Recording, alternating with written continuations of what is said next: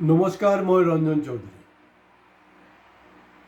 কেতিয়া কাৰ মৃত্যু হ'ব তাৰ কোনো গেৰেণ্টি নাই। কোনোবাই দৰৱ খাই মৰিব, কোনোবাই গুলি খাই মৰিব, কোনোবা ভূমিকম্পত মৰিব, কোনোবাই দুৰ্ঘটনাত মৰিব। তো গতিকে মৃত্যুক ভয় কৰি লাভ নাই। আৰু মোৰ এইটো সৰুৰে পৰা সেই বেমাৰটো আছে। কাৰণ মই কেতিয়াও মৃত্যুক ভয় কৰাই নাই। মোৰ ওচৰলৈ মৃত্যু আহিছে, আকৌ মৃত্যু নিজে ঘূৰি গুচি গৈছে। তেনেকুৱা বহুত দিন, বহু ঘটনা আছে। তো গতিকে এইটো যদি মই ভিডিঅ'ত ক'বলৈ যাওঁ বহুত দীঘলীয়া হ'ব, আৰু মই আমনি কৰিব খোজা নাই। ভিডিঅ' শেষলৈকে আপোনালোকে শুনিব। আৰু এই যোনটো ভিডিঅ' মই কৰি আছোঁ, এই ভিডিঅ' এটা সংবেদনশীল বিষয়ৰ ওপৰত মই আলোচনা কৰিবলৈ গৈ আছোঁ। মোৰ আচৰিত লাগিছে যে অসমৰ কোনো টিভি চেনেল, কোনো ইউটিউবাৰে কিন্তু এই বিষয়টোলৈ এই মুহূৰ্তলৈকে কোনো ধৰণৰ আলোচনা কৰা নাই। হয়তো মই যোনটো আলোচনা কৰিছোঁ অলপ দেৰি পিছতে এইটো ছ'চিয়েল মিডিয়াত এভেইলেবল হৈ যাব। তাৰপিছত হয়তো কোনো গুলিয়াই মাৰি দিব। এইবিলাক মই কেয়াৰ নকৰোঁ, চিধা কথা। এতিয়া মূল কথাটো হ'ল, আপুনি কি ভাষাত কথা পাতিব, কি পিন্ধিব, কি খাব, এইটো আমাৰ সংবিধানে অধিকাৰটো দিছে। এইটো মই ক'বলৈ একোৱেই নাই, এইটো সাংবিধানিক অধিকাৰ। মই সংবিধানৰ উলংঘন কৰাৰ পক্ষপাতী নহয়। কিন্তু যিসকলে এটা সময়ত ভাৰত ৰাষ্ট্ৰৰ সংবিধান বনা নাছিলে, স্বাধীন অসমৰ সপোন দেখুৱাইছিলে, কিমান ডেকা ল'ৰা ছোৱালীৰ তেজ সেইটো কাৰণে গ'ল, এতিয়া অহা দিনতো যাব। তো তাৰে মানুহ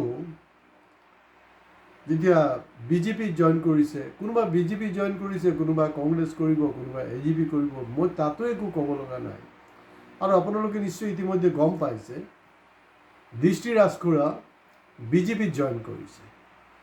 তো মোৰ খুব চিম্পুল কিছু কুৱেশ্যন, মই খুব জটিল আলোচনালৈ যাব খোজা নাই, কাৰণ এইটো এটা সংবেদনশীল বিষয়। মই নোখোজোঁ। মেইন কথাটোৱে হ'ল যে দৃষ্টি ৰাজখোৱা বিজেপিলৈ গৈছে, হয়তো আৰু কোনোবা আলফা নেতাই কংগ্ৰেছলৈ যাব, যাওক, কোনো প্ৰব্লেম নাই। কিন্তু তেখেতে যোনটো যুক্তি দাঙি ধৰিছে, যুক্তিটো হ'লগৈ যে নাই, মুখ্যমন্ত্ৰী ডক্টৰ হিমন্ত বিশ্ব শৰ্মা বাংলাদেশীৰ বিৰুদ্ধে যি ধৰণে একদম কাৰা পদক্ষেপ লৈছে, সেইটোত তেওঁ প্ৰভাৱান্বিত হৈছে, তেওঁ আপ্লুত। সেইটো কাৰণে তেখেত বিজেপিত জইন কৰি আছে। আৰু একমাত্ৰ যে আপোনাৰ দৃষ্টি ৰাজখোৱাই জইন কৰিছে তেনেকুৱা নহয়, আৰু কিছু আপোনাৰ কিন্তু একদম ৰেডি, সাজু আৰু তাহাঁতি যাব, কাৰণ তাহাঁতৰ কথা বতৰা তেতিয়াই গম পোৱা গৈছে। মোৰ চিম্পুল কথাটো হ'ল, আপোনালোকে বিচাৰিছিলে স্বাধীন অসম। স্বাধীন অসমটো কি? স্বাধীন অসমত সোণৰ অসম হ'ব। আমি অত বছৰ পিছত কি অসম পালোঁ, সেইটো আপুনিও জানে, আমিও জানো।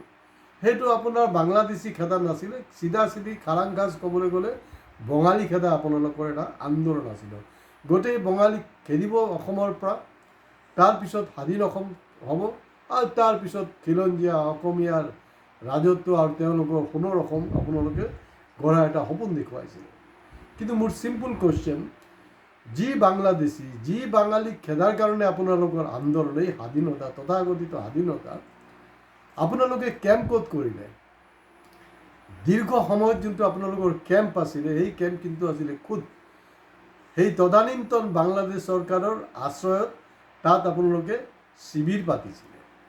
শ্বেখ হাছিনা যেতিয়া প্ৰত্যাৱৰ্তন হ'ল, তাৰপিছতে আপোনালোকে লাহে লাহে তাৰ পৰা পলাব লগা হৈছে। আৰু বিভিন্ন চালফা, বাগৰুম বিভিন্ন নামাকৰণে কিন্তু আপোনালোকে ভাৰত ৰাষ্ট্ৰৰ ওচৰত আত্মসমৰ্পণ কৰিছে। এই যে মাজে সময়তে আমি যে শুনা পাওঁ যে এৰেষ্ট হৈছে বুলি, এৰেষ্ট একো নহয়, একদম বোকাত মিছা কথা। কোনো এৰেষ্ট নহয়। চিম্পুল কথাটো হ'ল, তেওঁলোকে আত্মসমৰ্পণ কৰে, কিন্তু তেওঁলোকতো বীৰ হয় ন, স্বাধীন অসমৰ বনাব খুজিছিলে।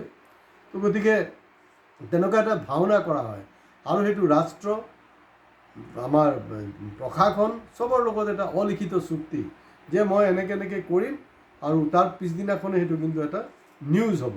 আৰু এতিয়াতো আপোনাৰ ইলেক্ট্ৰনিক্স মিডিয়াৰ জামানা। তো গতিকে সেইটো ৰাতিতে, সেইটো দিনতে ফটাফট নিউজবিলাক আহি যায়। তাত কিয় পাতিছিলে?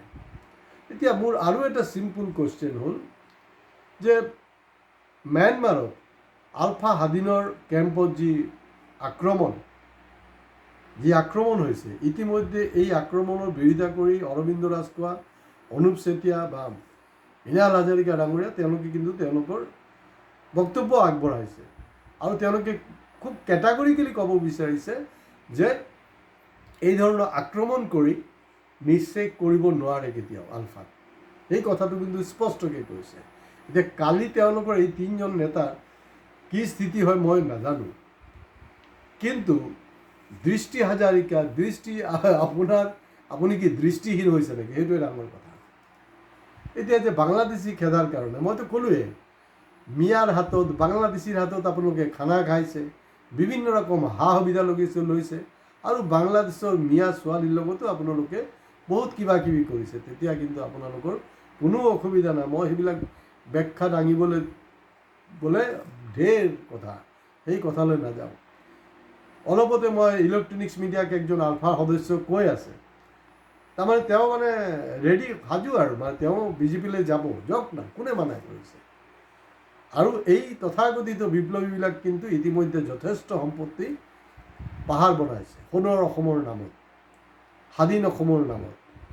তেওঁ কৈ আছে যে অসমত মানে বাংলাদেশী মুছলমানৰ কি ধৰণৰ আগ্ৰাসন বহুত কিবা কিবি। আৰু তেখেতে আৰু এটা বক্তব্য আগবঢ়াইছে যে ওচৰত মানে তেওঁৰ মানে সেইটো তেওঁৰ কাৰণে এটা ৱাকেবল ডিষ্টেঞ্চ মাৰ্ঘেৰিটা অঞ্চলত কোৱা হৈছে। আৰু আমি চিয়'ৰ এইটো চৰকাৰেও জানে, যিমান মিলিটেণ্ট অৰ্গেনাইজেশ্যন আছে যিমানে চাৰেণ্ডাৰ কৰক যি কৰক কম বেছি কিন্তু তেওঁলোকৰ হাতত অস্ত্ৰ থাকে, নথকা নহয়। তো গতিকে আপুনি সেই অস্ত্ৰ লৈ মাৰ্ঘেৰিটাত গৈ য'ত আপুনি বাংলাদেশী আগ্ৰাসন দেখিছে গুলিয়াই দিয়ক না, চৰকাৰেতো দেখোন আপোনাক পুৰস্কৃত কৰিব। তাৰপিছত আপুনি বিজেপিত জইন কৰে নকৰে সেইটো আপোনাৰ কথা, তাত মোৰ ক'ব লগা একোৱেই নাই। এতিয়া কওকচোন বাৰু, এই যে আজিৰ পৰা 20 বছৰ আগত 15 আগষ্টৰ দিনাখন, আৰু এটা 15 আগষ্ট আহিবলৈ হ'লেই 20 বছৰ আগত মানে 21 বছৰ হ'লেই মোটামুটি ক'ব পাৰে, ধেমাজিত এই যে কণ ল'ৰা ছোৱালীবিলাকক যে মৰা হৈছিলে 15 আগষ্টৰ দিনাখন, তেওঁলোকৰ কি অপৰাধ আছিল? তেওঁলোকে জানে নেকি যে স্বাধীনতাটো কি? তেওঁলোক 15 আগষ্টৰ দিনাখন তাত অংশগ্ৰহণ কৰোঁতে আপোনালোকে বেয়াকৈ গুলী চালনা কৰিলে।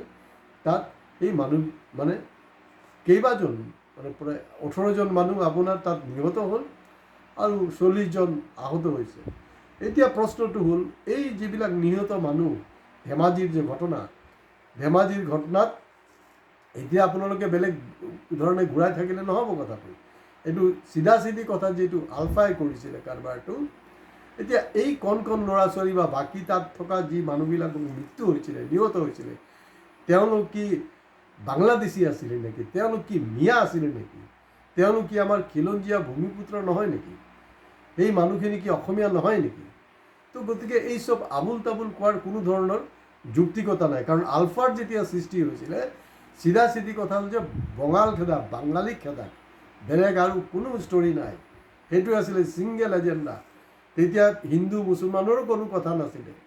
গতিকে পৰেশ বৰুৱা ডাঙৰীয়া, কাৰণ আপোনাক বহুতে ছ'চিয়েল মিডিয়াত বিভিন্ন ধৰণৰ বিভিন্ন সময়ত কুৱেশ্যন কৰি আছে, মই জাষ্ট আপোনাক এটাই কুৱেশ্যন সুধিব বিচাৰি আছোঁ যে এইটো ক্ষেত্ৰত আপোনাৰ স্থিতিটো কি হয়? তেওঁলোক আলফা স্বাধীনত নাই, তেওঁলোক ভাৰত ৰাষ্ট্ৰৰ ওচৰত আত্মসমৰ্পণ কৰিছে, এইটো তাহাঁতৰ কথা। কিন্তু এই যে আপোনাৰ যে আপুনি স্পষ্টীকৰণটো আপোনাৰ দিয়া উচিত। আপুনি তাৰ পৰা কিন্তু আঁতৰি থাকিলে মানে আপোনাৰ প্ৰতি মানুহৰ কিন্তু এটা ভুল ধাৰণা হ'ব ইতিমধ্যে। কাৰণ আপোনাৰ সম্পৰ্কে মানুহৰ ভুল ধাৰণা হৈছে আৰু ধাৰণা হোৱাৰ যথেষ্ট যুক্তিও আছে, নথকা নহয়। কাৰণ এই ৰাজ্যখন আজি জনজাতিকৰণৰ যি মানে এই 6 জনগোষ্ঠীৰ প্ৰশ্ন, জনজাতি ৰাজ্যৰ যে দীৰ্ঘম্যাদী যে এটা দাবী, সেই দাবীকো কিন্তু ভাৰত ৰাষ্ট্ৰ বা অসমৰ মানে ক্ষমতাধীন যি আমাৰ বিজেপি চৰকাৰ আছে তেওঁলোকেও কিন্তু ইতিমধ্যে নৎসাত কৰিছে। তো সেইবিলাকত স্থিতিত আপোনাৰ স্পষ্ট হোৱা উচিত। আৰু এই আলফাই হওক যি হওক, তেওঁলোক যে এই ধৰণৰ ভেকু ভাওনাৰ কথা পাতি ষ্টেটমেণ্ট দি যে আপোনাৰ বিজেপিত জইন কৰিছে, কালি 26ত যদি ক্ষুধা নাকাস্তা কংগ্ৰেছ পাৱাৰত আহে, কংগ্ৰেছত জইন কৰিব।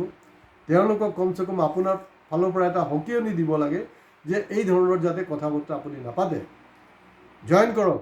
কিন্তু আপুনি যদি সকিয়নি নিদিয়ে, আপুনি যদি এটা স্পষ্টীকৰণ নিদিয়ে, ইয়াৰ অৰ্থটো হ'ল যে আপোনাৰো এই স্বাধীন অসমৰ গোটেই কথাটোৱে হ'লগৈ ভেকু ভাওনা, আপোনাৰ কোনো স্পষ্ট স্থিতি নাই। হয়, আলফাৰ ম্যানমাৰৰ যে ঘটনাটো হ'ল, এতিয়া ৰহস্যটো হৈছে যে ম্যানমাৰৰ যে আক্ৰমণ হৈছে, আক্ৰমণৰ কিন্তু পিছতেই আপোনাৰ দৃষ্টি ৰাজখোৱাৰ বিজেপিলৈ প্ৰস্থান কৰিছে। গতিকে ডাঙৰ প্ৰশ্নটো হ'ল যে আৰু আলফাৰ নেতাবিলাক কি সাজু হৈছে নেকি? তো গতিকে ইয়াৰ প্ৰত্যুত্তৰ মই নাজানো অসমীয়া কেনেকৈ দিব 2026-ত, বা সামাজিকভাৱে তেওঁলোকক গ্ৰহণ কৰিব না বহিষ্কাৰ কৰিব। হয়, এটা বস্তু জৰুৰী হয় এই মুহূৰ্তত, মই হেৰিক বিশ্বাস নকৰোঁ, কিন্তু বহুতে বিশ্বাস কৰে, মানে আত্মা, আপোনাৰ আকৌ পুনৰ জন্ম। কিন্তু লাচিত বৰফুকনৰ যদি জন্ম হয় দেই, মই আপোনাক কৈছোঁ, ভাৰত ৰাষ্ট্ৰ বা ভাৰতৰ ৰাজনৈতিক দলবিলাক বা আঞ্চলিক দলবিলাকে হয়তো আপোনালোকক মাফ কৰিব, কিন্তু লাচিত বৰফুকনৰ যদি আকৌ পুনৰ জন্ম হয়, তেতিয়া কিন্তু এটা এই জাতিৰ নামৰ যিবিলাক কলংক, জাতিৰ লগত চবতকৈ ডাঙৰ যিবিলাক দাগাবাজি কৰিছে, তাহাঁতক কিন্তু এটা কোবাব। আজি ইয়াতে শেষ কৰিছোঁ। ভিডিঅ' ভাল লাগিলে শ্বেয়াৰ কৰিব, হয় ছাবস্ক্ৰাইব কৰিবলৈ প্লিজ নাপাহৰিব। নমস্কাৰ।